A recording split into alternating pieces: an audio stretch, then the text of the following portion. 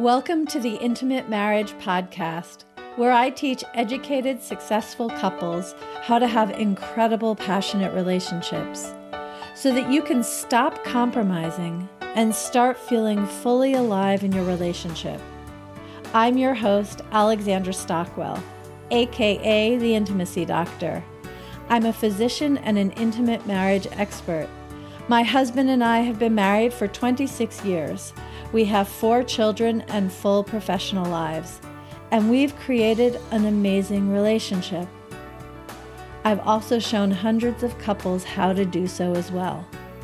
If you want to deepen your understanding of your own relationship and learn to access new heights of emotional, sensual, and erotic intimacy, you're in the right place. I will show you how. Now let's dive in. This is the third conversation that I have had with Naketa Ren Thigpen in just really a few weeks, because first I was a guest on her podcast. Then we chose to just arrange to talk because we adore one another and the conversation is dynamic and electric and there is so much to say. And I think it's one of those kinds of situations where we're never going to feel complete with conversing with one another. And now there's no need for third to be a charm because the first and the second were charms already. But I am so excited to share with all of you Naketa Ren Thigpen and one of our conversations together. So welcome so much, Naketa. I'm glad you're here. Thank you so much. I'm excited to be here too. I was trying so hard not to interject like, yes, girl, because we were loving on each other. We're going to do it again. Just time to record it. That's all. Okay, well, feel free to interject. That's part of our electricity. You and I are going with the groove here. So there is so much to say about you, balance and relationship advisor with so many accomplishments and intricacies in your biography. What would you like my audience to know before we go further together? Yeah. And I like how you said intricacies, which is termed for layers of expertise, because I know you rock with those intricacies too. I think if there was anything for them to remember is that my whole entire mission is about building stronger families at the end of the day. That's all I do. I work with power couples, married women entrepreneurs, a few bold leaders, but my entire purpose is to help them recalibrate so they can own their right to be intentionally selfish for the whole purpose of creating a new imprint for all the legacies to come so they can be stronger at the end of the day. Okay, so let's be clear. We could spend 10 minutes talking about your qualifications and expertise and just take it from me. That's the case. And let's dive in. And you use the word selfish as you just did. Talk to us a little bit about that. Yeah, so I'm a nerd. I think you and I established that in one of our previous conversations. Sexy nerds. It's a whole new breed. It is. And we are champions in the same lane for that. When I started to read on the word selfish, I realized through the research that the word got into our lexicon, the Webster Dictionary, the Oxford Dictionary, whatever dictionary you're connected to, back in the early 1600s by a Pentecostal bishop who told the women that were his patrons that were coming to him saying, we need guidance, we need support, we need help with having these difficult conversations to let our husbands know that we want choices of when our bodies will be touched. Ultimately, they wanted the right to say no. If you know anything about history, for those of you listening, in the 1600s, you were completely chattel. If you were married, you were the property of your mate, period, in the discussion. And unless you were on your menses, which is your menstruation, or you were actively delivering a child out of your hoo-ha, you had no right to say no to having someone enter anything into your hoo-ha or your yoni or your blissful sacred space, whatever you want to call your vagina. That struck me as so binding on so many levels, because this is a word that women use to hold other women down, let alone society pointing us out when we're taking time for ourselves or choosing to say no or to put up a boundary. You're immediately called selfish, and we do it to each other all the time. So as someone who loves to create new words, I call them Naketa-isms, I made an intentional choice, pun intended here, of whether I was just going to create a new word and, that would be my movement, my revolution, or to take one that was already so hindered by patriarchal systems and issues and challenges and redefine it. So I chose the latter. I wanted to redefine it. And I have. I redefined that entire word to mean a personal, intimate gift to create your joy. So to make it more positive and empowering, to own it, to take back some of the spaciousness and time and energy and boundary that we lost when we came to a word that none of us, most of us, had no idea even meant that it was to hold you into a place of slavery. Okay. I have some topics that I want to talk with you about, and we're going to do that. But hearing you, I want to ask you something that you and I have never talked about or even indirectly referred to. And I had planned to ask it, but then you just brought it up in using the word slavery, because as soon as you gave that definition and placed it with 1600, have you also investigated how the use or the need, so to speak, or the context in which the word selfish was coined, how that correlates with the slave trade essentially beginning? I don't actually know when the first slave ship left Africa specifically. Of course, there have been slaves for centuries prior, but specifically African men and women and children becoming slaves in the Western world, specifically the United States. It's just very, I don't know when that first slave ship sailed, but 1600 is approximately the era. And that is when the word selfish, with the definition you just gave, was coined. I observe that, and that does not feel like a coincidence. I don't believe in coincidences either. I actually haven't. Now that you said that, you're like, this might be a new dissertation for me. That is definitely something I'm going to look into deeper. I know from our studies of what we know about the African-American slave trade specifically, our timeline that we're aware of is 1619. And the word selfish got in the lexicon around 1634. So there was a little bit of space there. Is it connected? Probably. Do I know for sure? I don't, because I haven't actually gone down that rabbit hole. But thank you. And my husband thanks you for giving me something else to research. I appreciate that. Yeah, well, it's also very striking for me that you're talking about selfish as a term used for all women. But then the meaning, I'm saying this as a 53-year-old white woman in America, the meaning, I connect more with the African-American experience in our country than I do with the woman in general's experience in our country. And so since all I have are observations, emotions, and open-mindedness, but not much data, I think we'll just leave that there as a question hanging between us. But it does pave the way for my question about balance.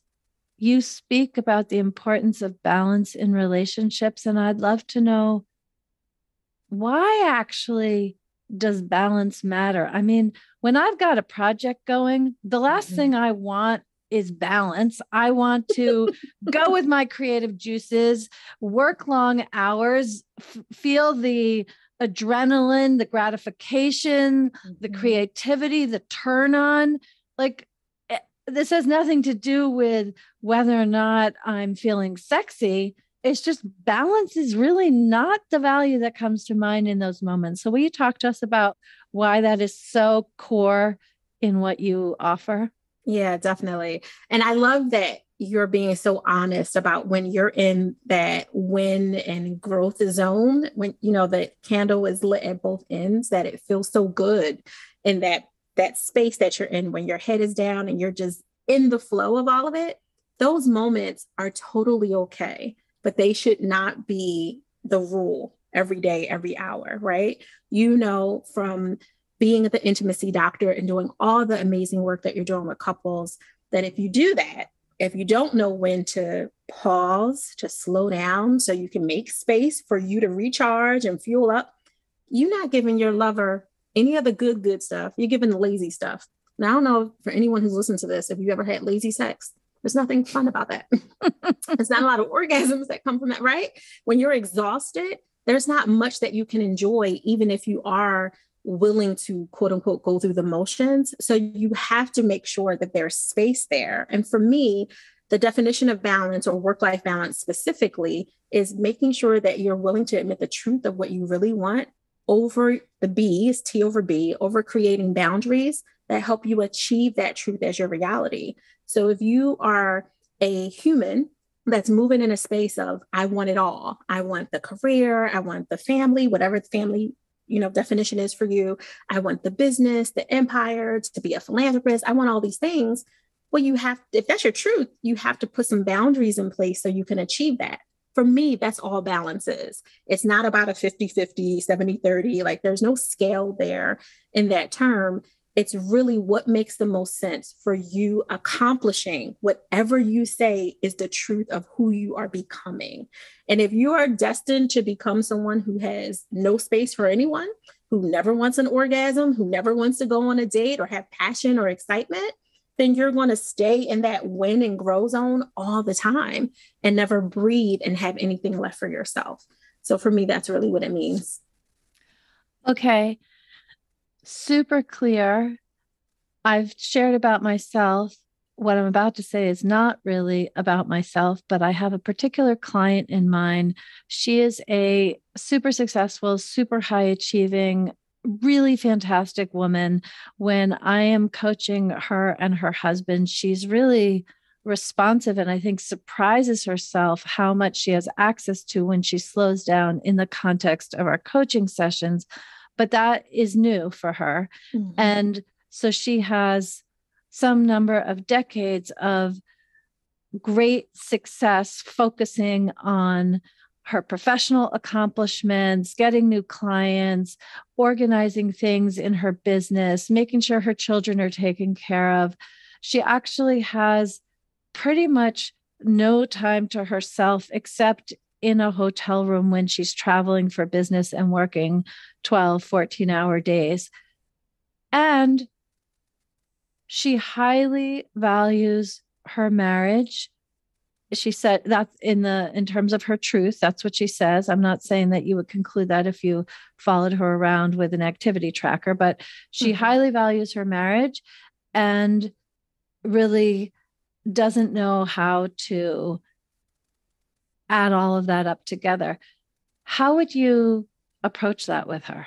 Yeah, I'm glad that you have this example of a client because she sounds like a lot of our clients as well. Mm-hmm. Ambitious, powerful doers, right? Like they get things done. They're well accomplished. Their portfolios are amazing. They're not often able to make space to optimize themselves the same way that they optimize their career or their business, the checklist of sorts for whatever that looks like. For a lot of our clients that come to us that are dealing with the same attributes and characteristics, my first goal for them is to not shame the fact that this has worked for you up until this point, up until the point that you're now acknowledging this is no longer working for me, right? It's okay. It was your survival skill. You did it. You accomplished. You're amazing. Woohoo. Now to go to the next level, to be more amazing. If she's willing to recognize it, you and I both know that's the very first step in anything is awareness. And the second is she has to let go of her version of what success is. If that version is actually what she's saying, I feel disconnected from it. It has worked for me, but something is wrong with this. Maybe she's in a new life cycle. Maybe she's no longer 30 something and has all this energy. Maybe she's 40 something and menopause is kicking in and estrogen is lowering. And, there's some changes to her internal rhythm, as well as maybe whatever's going on with her externally that's making her see the world different. Is to not shame yourself, but to be kind enough to say, thank you, former self. Now I need to make room for, as Michelle Obama would say, who I am becoming and where, right. And where I'm going in that. And once you're able to do that, you can look at the emotions that are attached to it. Was it guilt of not making a certain amount by a certain age so you still feel connected to the number? Not necessarily saying that your client is driven by money, because I know there's a lot of people who are not driven by money, but money was the easiest milestone marker for them, or a certain amount of property, or certain number of clients, those kind of things. They had these numerical markers that they held themselves to. And it used to feed them when they were young, but now they're like, ugh, I feel like it's a job to just continue to do whatever that version of myself is, instead of being in a space of bliss where I get to be spontaneous. Oh my God. Oh, an ambitious woman who's spontaneous, like that's never heard of, right? Because we plan everything so we can get all the things in on one day, even though we're not fully present to enjoy them all, because we're already 5 paces ahead. You and I think we're talking about this offline, just the various accomplishments that you don't necessarily have space within yourself to even celebrate, like reflect and celebrate. You just had 5 clients tell you something amazing. So what, you're looking forward to 100 this year. Those 5 did something amazing. That one did something amazing. And to slow down and appreciate that so you can attract more of that energy is absolutely what you want, especially when you're in another space of understanding that you don't have to make all the things happen. You just have to allow it in. So for your client specifically, who's trying to make more space for herself, I think the first step, besides acknowledging it, which she clearly is doing through the work with you, is to look at what emotion is anchoring her to this rigorous way of being. So then you can do the work to cut it, to cut that emotion, to let it go. Anger, resentment, guilt, shame, rage, whatever it is that has been propelling her forward, that worked to a certain point, but just isn't anymore. Okay, amazing. And I imagine it takes a little more time to have enough insight to realize which emotion is actually driving it. But what you said some time ago seems like something that would be really accessible to such an ambitious woman, which is that we're not talking about becoming less successful. We're just talking about evolving our definition of success. Yes, 1,000%. Can I please put you on a poster board for that? I mean, seriously, it really is owning your right to redefine. I mean, why not? People made up all the words that are in our lexicon that we use now, and we abide by them. Why can't you make up your own definition of what success looks like for you and your family, with a dog, cat, a bird, and a frog, right? Like, you don't have to look like someone else. Everyone's saying you got to keep up with the Joneses. Who are the Joneses, and are they even happy? Right? Like, are they really happy people that right? The Joneses are keeping be? Up with the other Joneses. Exactly. Or trying to. Right? Running in this, what is that little animal that goes the hamster wheel? Thank you. The hamster wheel. I'm just not interested in the hamster wheel. And all of my clients feel the same. They're just not always sure how to get off. The same as I'm sure your clients are successful, powerful people that are just ready to optimize in a different way than they've already been doing. Absolutely. And speaking of optimizing in a different way, I'm very excited because I think you are the first, I'm sure that you're the first guest on my podcast who can speak to us about being a sexological body worker, speaking about optimizing.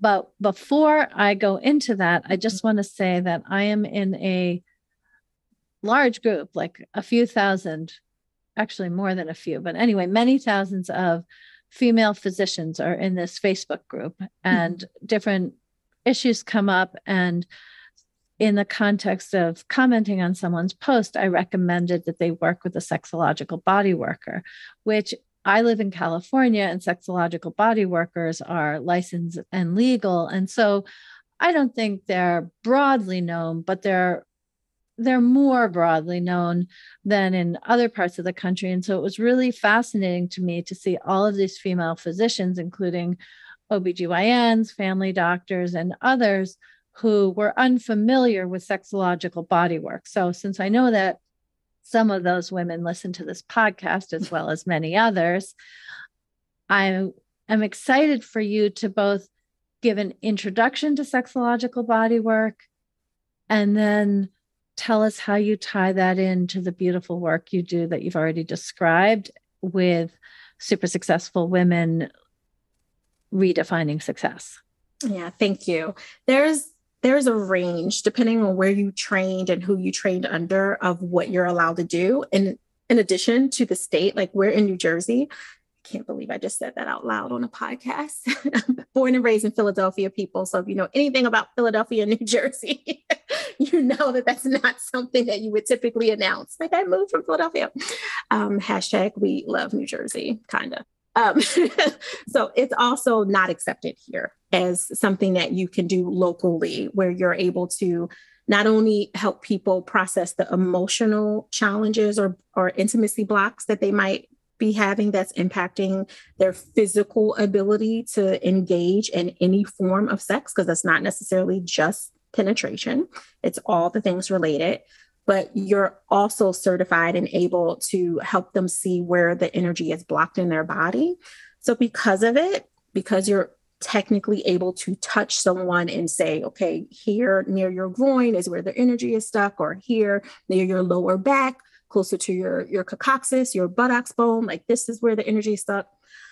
Unfortunately, because our state and federal laws are not all the way caught up, it could be considered the sex work, right? Just the fact that you're physically touching someone. But let's even dial it back, or maybe I'll give my definition and then you can adjust it. So just to be clear, when someone has a block to intimacy, yes, there is tremendous work that can be done through speaking with a coach, which is the main way that you and I work. And it's incredibly effective and often the only thing that's needed. Then there's also the possibility, which is sanctioned in most or all states. I'm not really speaking from authority, so it might not be correct. But anyway, in most states, energy work is legal, meaning someone can lie down on a massage table, fully clothed. The practitioner is fully clothed and can, like craniosacral therapy is an example of energy work where that can be used to, quote, help the energy flow more easily, let's say in the genital region, which in turn helps with intimacy. And then there's also ways of helping people whose intimacy is blocked, or maybe not blocked, but they just want to expand more and experience more sensations, more flavors of experience in sensual, sexual, genital-based experiences. And there are people trained, as you are, in sexological bodywork, which is essentially a kind of massage for the genitals, but it's not intended to be professional and no turn on, no fantasy, no lubrication. No. Whereas massage in principle is a very professional touch, sexological bodywork is a very professional touch on the part of the practitioner, the body worker doing the touching, but the person receiving it is allowed and encouraged to really allow it to absolutely feel like a sexual touch. And there's something incredible in that experience, because when you are a paying client receiving sexological body work, then you get to focus 100% on your own experience. There's no shame, there's no challenge, there's no confrontation, there's no transactional element. The transaction consists in investing in the attention and expertise of the professional. So I know many women in particular, some men as well, but I happen to know more women who, could they have gone from relatively frigid to quite responsive and having pleasure during sexuality just with a partner? In principle, of course they could have, or just through learning things from touching themselves. But if they and their partner don't know how, right, why wouldn't you get guidance from a professional who does? And if there's been trauma, then a sexological body worker is trained to really navigate that. So I just want to lay that very basic foundation and turn back to you. Anything you'd want to adjust or amplify in what I said? No, you said it perfectly. The only thing I would add is the latter part of where you were going about the trauma, because we hold trauma in our bodies, which is typically why people have such a hard time, even if they feel like they are not rigid and they feel fairly confident in their sexual experiences in the past. Often they are, I'll use this word again, they are the doers. They do for other people, but they haven't really allowed themselves to receive, because certain parts of that reception will trigger the trauma if it's not worked through, which is one of the reasons that I tied it in, because my foundation as a licensed clinical social worker was a trauma expert for almost 2 decades before I even started anything else. I really wanted to help people not just survive the trauma that comes with losing a child, losing a loved one, losing a part of themselves in a violation, whatever that violation may have been. I wanted to be able to help people who not only were able to succeed at that, move forward in a way that they could thrive and not just have to get through the day. Like, whoa, I didn't have a PTSD moment today. Like, that's great. But there's so much more to life than just trying to not trigger your trauma or to not have a bad day. There's so much more beauty and connection and vibrancy in this world with yourself if you're able to explore it and get to that other side. And then, of course, you can create those ripples and those imprints that we were talking about earlier. So for me, that was the tie-in, is how can I learn everything that I can about human behavior and all the pieces, not just from my previous life. My previous chapter was really a trauma specialist. That was my world. That's all I did all day long, was everything related to sexual assault, response therapy, like all of it. But I wanted to go beyond that. So that was my ode to myself of moving forward into my next chapter. Beautiful. Will you tell a story of a client or, a woman or a couple that you've worked with where you brought in sexological bodywork and how it served them? Yes, absolutely. When I think about, there's a few clients, but when I think about one in particular, there were cultural challenges between the two of them. They came from very different backgrounds, very different family dynamics. One person was raised just by her grandmother, who was in her 80s when she took over when her parents died. So there was an 80-plus-year-old, beautiful spirit, beautiful woman who is very assertive. Notice I'm using that word, who was now raising a teenager. And all of the challenges that created for this particular young woman, who then went to college, not having any experiences because her grandmother had a very, hard way of keeping her. I don't want to say that she completely had her in a bubble, but it was very, very close. So her first experience sexually at all was when she was in college with a football player who absolutely had no intentions of doing anything but exploring her body for himself and not for her pleasure. And the next relationship was her husband. So she had walked into this space of not knowing how to ask for anything that she wants, only thinking that sex was one way. It was pleasing the other person, because that was the experience that the football player that was very masculine, right, over alpha, right, about me, do this for me, kind of gave her. And her husband grew up in a 2-parent family home, had multiple explorations, as he liked to point out often, that, he knows what he's doing. He doesn't need any help. So he was in a little bit of resistance of coming to get help, because he honestly felt like he knew everything and he could just be her teacher. But right, love how I'm going. You and I just chuckle at that. Okay, keep going. Exactly, right. You already see what I'm thinking. And there was all those dynamics and challenges that, for those of you listening, I'm sure you can imagine when you have a loving person who feels like you are theirs to teach and pour into, but don't feel like you have anything to give to them. So they're closed from the receiving standpoint. He really only signed up because he thought it would make her happy. It would make her better.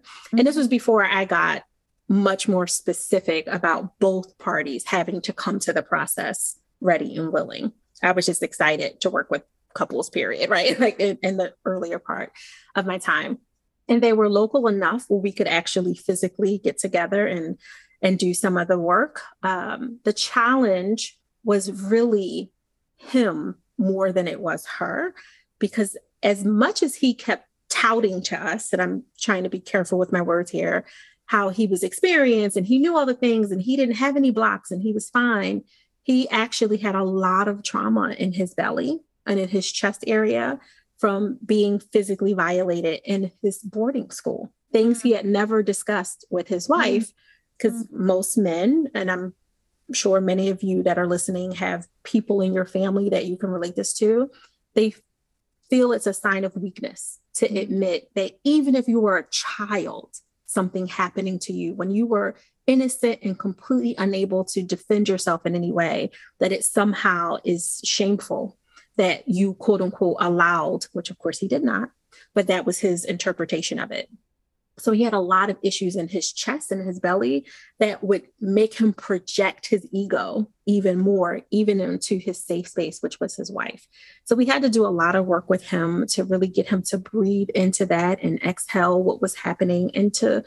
A lot of people don't want to talk about the trauma. You don't always have to talk about the trauma, but in his case, he had shut it up so far in him that it was coming out as near aggression in any conversation that made him feel somewhat vulnerable. It took him back to a place where he was violated. The wife actually being privy to the work, because we worked together, and knowing that, she was able to have a space of compassion for her open up that was closing because she was feeling bullied in their relationship from all the touting that was going on whenever she would just ask for some help or say, no, I really want the light off. And he would just, oh, you're not confident. I need you to step into it. That's not sexy to me.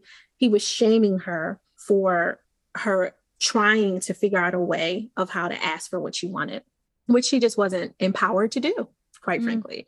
So a lot of our work was way more verbal, speaking, talking through, processing. I use a lot of woo, which I know a lot of people don't like, but I'm a spiritual being and I'm very aware of that. So I will bring it in, as well as my clinical tools, my coaching tools, and any other tenets that are necessary to get to the root of the issue.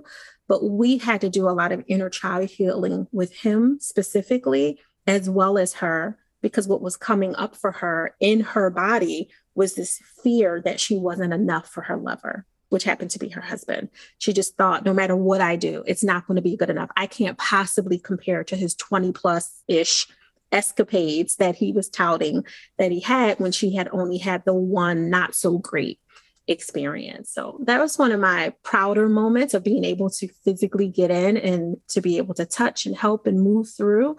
It's also one of the stories that I can gladly say the couple is thriving today. They were having trouble with infertility. Not saying that I was some kind of magic queen, but I'm still waiting for one of their kids to have my middle name. That's all I'm going to say about that. Okay. So what a beautiful, inspiring story, and points to so many relevant things. In fact, we're not going to go down this rabbit hole, but I've really enjoyed considering recently, with all of the emphasis on narcissism, and it's a personality disorder, but it really is also, not always, but often, a trauma response.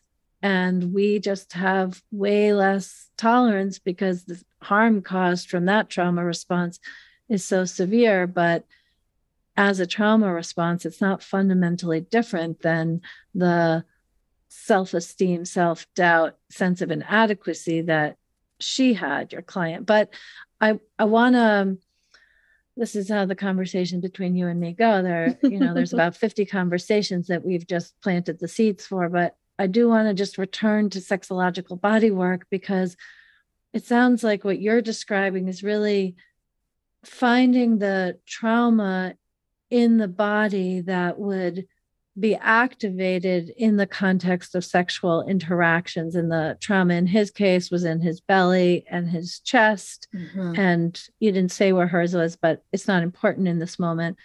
And that's fantastic. And I just want to say that I'm also very familiar with sexological bodywork, which includes the practitioner having gloves on, various lubes on hand, and the client lies down with no clothes on or just a bra, or, depending on what they're comfortable with. It's a profound experience based in consent, but I just don't want to dilute that it can involve the practitioner's hand in any orifice. We'll just leave it at Absolutely. that. And that isn't what you described with these clients. And that's also important to know, that sexological body work is not always this super sexy adventure. It's whatever you need to have more access to your wholeness and sensuality. And that might be trauma caught in the chest or belly, and that might be learning to relax while having sensations in your genitals. Absolutely. I'm so glad that you mentioned that for so many reasons, because people, which is probably also why it's not legal in all the states, is people over sexualize the experience by thinking that both parties, both the practitioner and the patient, are just like, having some kind of physical interaction fest of all the things. I can honestly say I have never been turned on in doing any of the work that I do, because I'm coming from a space of, let me hold this space as sacred for your growth, for your breaking free of whatever it is you need to break free from. Now, when you tell me about all the amazing things that happen after I help break you free, I'm completely turned on. What? This is amazing. And I make sure that I go and celebrate that with myself and or my forever lover, right? But in the space, the sacredness of helping someone or someone's get through whatever it is, because sometimes you don't even know until you're in position to do the work. You definitely don't want, and I say this for those that are thinking about potentially coming into the practice, you don't want to assume that this is just all play. There's a lot of play to it, especially for the individual and or couples that you're working with. But that play isn't necessarily for you in the way that you might be envisioning the play to be if you're the practitioner holding right. This space. Is not like a happy ending massage. In fact, another way to emphasize what you're saying is that whatever it is that holds you back in your sexuality, in your sexual experiences, that's exactly what's going to be addressed in the sexological body work. So if you are turned on and having a fantastic time, and then you're probably not going to go to see a sexological body worker. But if you get triggered or shut down, or you check out, or you go numb, or your muscles tighten, and even if your heart is open and you want to open your legs, open your vagina, and you can't, those are the things that you would work on with the sexological body worker. And those are the things that are going to come up if the sessions are going to serve you. Absolutely, on every level. You said it perfectly. That's rare for me not to have words. So this is a good one. Thank you. Okay, good. Well, and when I'm interviewing, I rarely say even an iota of what I've just said, but I'm so grateful to use this opportunity to get to know you, get to know your vibe and all of your beautiful stories and inspiration. And in that context, provide education about sexological body work, because my guess is that 96% of those of you listening probably didn't know what we've just shared. So I'm glad for you to be educated, whether or not that's something you would want to pursue at this time. And if it is, you can look at links in the show notes. And also feel free to message me if you're looking for somebody local or whatever it is that you need. I'm not going to go further about that right now, but I would love to ask you, Naketa, who's the woman who should be listening to this and reach out to you? And what do you want to offer? Yeah, I would say, so I only specifically work with married women entrepreneurs. The way I define married as you're in a monogamous relationship, that's my exclusionary criteria, because that's where my expertise is. And that's who I feel like I work best with, them and their forever lover, whoever their lover may be. But the woman is always an entrepreneur or an entrepreneurial spirit. So I do have engineers, lawyers, people who don't tend to define themselves as entrepreneurs, but clearly work very similarly to how an entrepreneur has to work in terms of mindset, tenaciousness, open-mindedness, relationship building, networking, all the things and all the challenges that come with that. A lot of our couples are entrepreneurial couples. So they're both typically in the same mindset space, if not the same position itself. The couple I'm thinking about in particular that are Peruvian, the husband was an engineer previously, started his own consulting firm. The woman was an analytical creative. She worked as a teacher, but had her PhD in philosophy and environmental engineering, but didn't use it because they had kids. And she decided to, put some things on the shelf, then started working with her husband in the business. And that created a lot of interesting dynamics for play for us, curiosity, adventure, making time in the midst of all the busy that they didn't know how to turn down so they could enjoy life and not just constantly doing business. So thank you for asking that question. I would say the married woman entrepreneur who's in a good relationship, it is healthy. It checks all the boxes in terms of safety, fulfillment. We're building our portfolios together, whatever that looks like. You are not knocking on the door of divorce. However, you see that there's space to optimize your marriage. You want to take it from good to great, preferably to blissful. Those are our people. Okay, fantastic. And we'll have contact information in the show notes. Would you like to share your website or something? Absolutely. I would go to thigpro.com, and I'm sure the technical spelling of that will be in the show notes, and look forward to, we have a masterclass coming up depending on the time of this release called the Joy Map Method, because we love to activate joy and see if it makes sense for it to go further into the alignment work that we do together. Okay, fantastic. One last question. So every time you speak about your business, you talk about we. Mm-hmm. Mm-hmm. Who is it besides you? Yeah. So top level, my husband and I are co-founders, co-owners. He's a shareholder who does not work in the business, as he likes to remind me whenever I'm bringing him in the business challenges. He works on the business. He directs all of our graphics, all of our design, all of our creative, how we express ourselves outwards.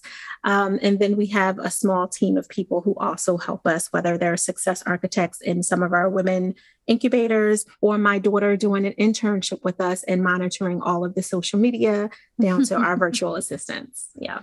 Okay. Well, I love that the work that you're doing fundamentally is generated by you and your husband together. That's really beautiful. And Naketa, thank you as always for the pleasure of a conversation with you. I appreciate you so much. Thank you for joining me on this episode of the Intimate Marriage Podcast. If you're ready to deepen your relationship and create a truly intimate, delicious, and vibrant marriage, head over to alexandrastockwell.com and choose the program that's right for you.